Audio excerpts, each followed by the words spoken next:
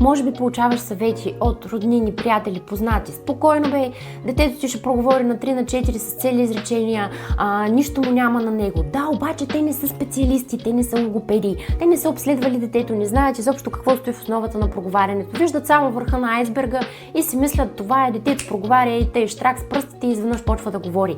Няма такова нещо. Представи си, че детето ти ден след ден лежи на леглото и не мърда. Не става, не се надига.